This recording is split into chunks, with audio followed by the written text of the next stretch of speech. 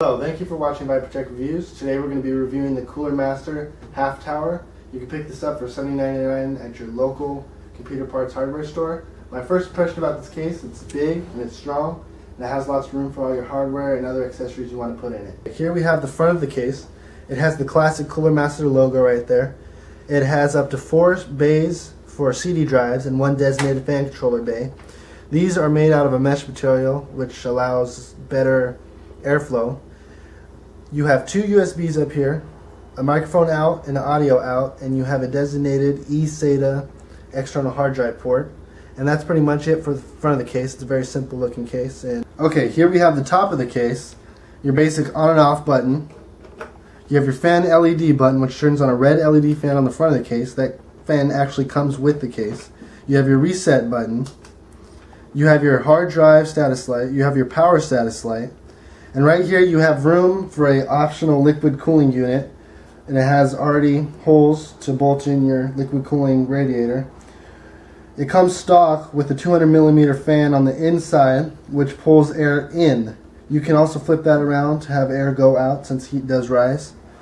The side of the case is pretty simple looking. It does have a vent for air ventilation. It does not come with a stock fan. You can fit up to a 120, 180, and a 200mm fan. That's pretty cool. That's not on much cases.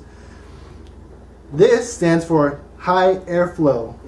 I thought it meant for half tower, but it does mean high airflow. It's pretty simple looking side of the case. That's it pretty much for the side.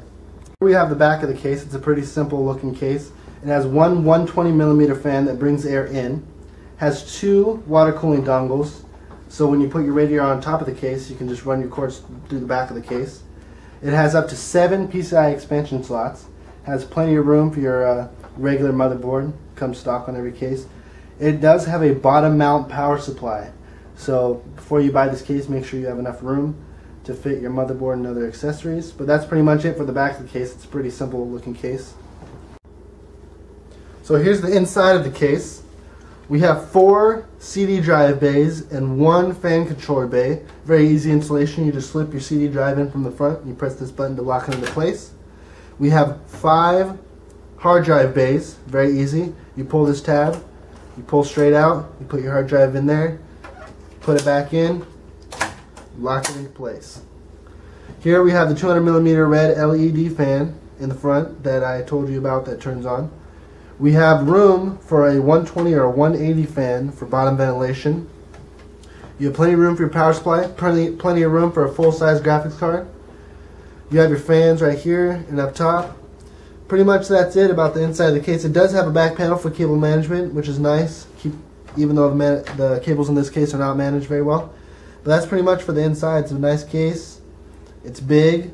It is holding a full ATX motherboard. This is a half tower, and it's holding a full ATX motherboard, which is pretty amazing. Well, that's it for the CoolerMaster half tower case. It's a very strong looking case. Some parting words for the case. It's big, it's strong, and it gets the job done. For more information, please look at the information below. Thank you for watching ViporTech Reviews. We review, you learn.